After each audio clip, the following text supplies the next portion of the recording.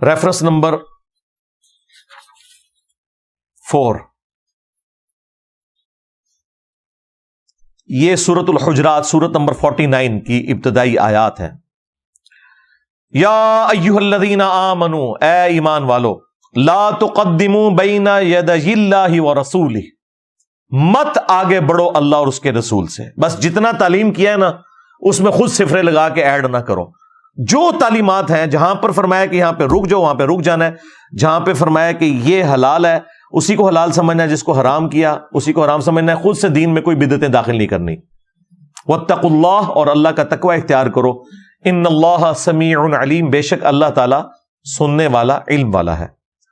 یا ایھا الذین آمنوا، اے ایمان والو، لا ترفعوا اصواتکم فوق صوت النبی، اپنی آواز کو بھی کبھی نبی صلی اللہ علیہ وآلہ وسلم کی آواز سے بلند نہ کرنا. ولا تجہروا لہ بالقول کجہر بعضکم لبعض، اور ان کے حضور اس طریقے سے بلند آواز میں گفتگو نہ کرنا جس طرح آپس میں ایک دوسرے کے ساتھ کرتے ہو. ان تحبط اعمالکم وانتم لا تشعرون، ایسا نہ ہو کہ تمہارے اعمال برباد کر دیے جائیں اور تمہیں شعور بھی نہ ہو، توبہ کی توفیق بھی نہ ملے. اور یہ حیران کن بات ہے کہ یہ آیت کسی عام انسان کے بارے میں نازل نہیں ہوئی، بلکہ صحیح بخاری کے اندر شان نزول موجود ہے.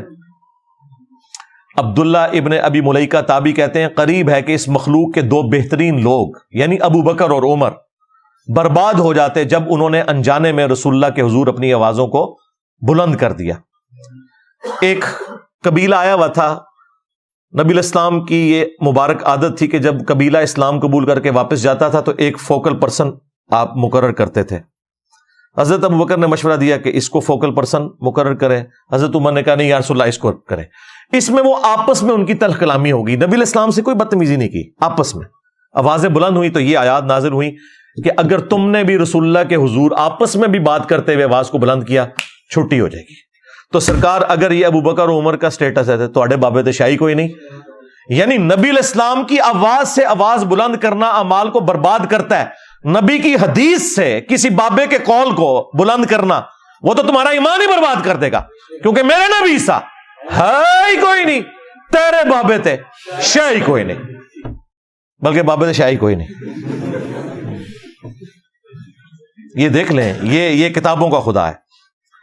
اب اسی بخاری کی حدیث میں آتا ہے کہ عبداللہ ابن زبیر کہتے ہیں کہ ان آیات کے نازل ہونے کے بعد حضرت عمر اتنی آہستہ آواز میں گفتگو کرتے تھے کہ حضور کو سنائی نہیں دیتی تھی، اور آپ کہتے تھے عمر اونچا بولو مجھے آواز ہی نہیں آ رہی. اتنے ڈر گئے.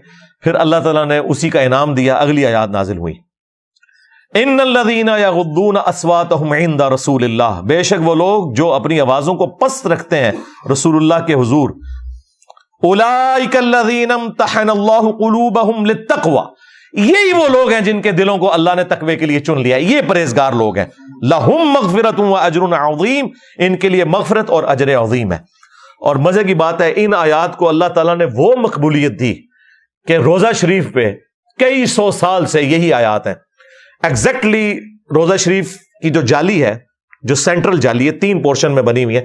سینٹرل جو جالی ہے جس میں وہ دائرے کے نشان، ایک بڑے دائرے کا نشان ہے، اس کے پیچھے نبی الاسلام کی قبر مبارک، آپ کا چہرہ مبارک ہے پیچھے کر کے، اس کے بعد سیدنا ابو بکر سیدنا عمر. اس جالی کے اوپر یہی لکھا ہوا ہے یا ایھا الذین آمنوا لا ترفعوا اصواتکم فوق صوت النبی. اور جو اس طرف جالی ہے باب السلام کی طرف سے جب آپ انٹر ہوتے ہیں، وہ بھی گولڈن جالی ہیں، ان کے اوپر یہ آیت لکھی ہوئی ہے ان الذین یغضون اصواتهم عند رسول اللہ. اور جو باب جبریل کی طرف تیسری جالیاں آتی ہیں، جب آپ سلام عرض کر کے آگے چلتے ہیں تو ان کے اوپر پھر وہ آیت لکھی ہے ما کان محمد ابا احد من رجالکم ولکن رسول اللہ وخاتم النبیین. تو میرے بھائی یہ بڑا سینسٹیو ایشو ہے. یہاں تو لوگ کہتے ہیں جی خیر ہے حدیث، بلکہ وہ تو ایک مفتی کہتا ہے جی یہ ہمیں بار بار نہ بتایا کرو حدیث میں آیا ہے، حدیث میں آیا ہے. کہ دسیے تنوں فتاوی عالمگیری چایا ہے، قدوری شریف ہی چایا ہے کہ کتے نال منہ کالا کر لو تے کھوتے نال منہ کالا کر لو تے اے ہوندا ہے. اے دسیے تنوں، ہمیں نہ حدیثیں سنایا کرو. سورۃ النساء کی آیت نمبر 65 میں اللہ تعالیٰ نے فرمایا ہے کہ اے نبی تیرے رب ہونے کی قسم یہ مومن ہی نہیں ہو سکتے جب تک کہ ہر معاملے میں آپ کو اپنا حاکم نہ مان لیں، اور جب آپ فیصلہ کر دیں تو اپنے دل میں بھی اس کے بارے میں کوئی کجی محسوس نہ کریں، تب یہ مومن ہوں گے۔ اب ان کو نہیں ہضم ہوتا، یعنی نبی علیہ السلام کی ہم حدیث بتاتے ہیں، ان کو فوراً خیال آتا ہے کہ اچھا یہ اگر حدیث میں لکھا ہوا ہے تو بابا جی انہوں نہیں سی پتا، وہ پھر ہے کیوں کر کے گئے، وہ تھوڑے بابے تھے کلمے پڑھا کے گئے جی اپنے نامہ دے، چشتی رسول اللہ پارٹی، اشرف تھانوی رسول اللہ پارٹی، جن کو کلمے سمجھ نہیں آئے ہیں ان کو اگر قرآن و حدیث سمجھ نہیں آئے تو وہ چھوٹی بات ہے،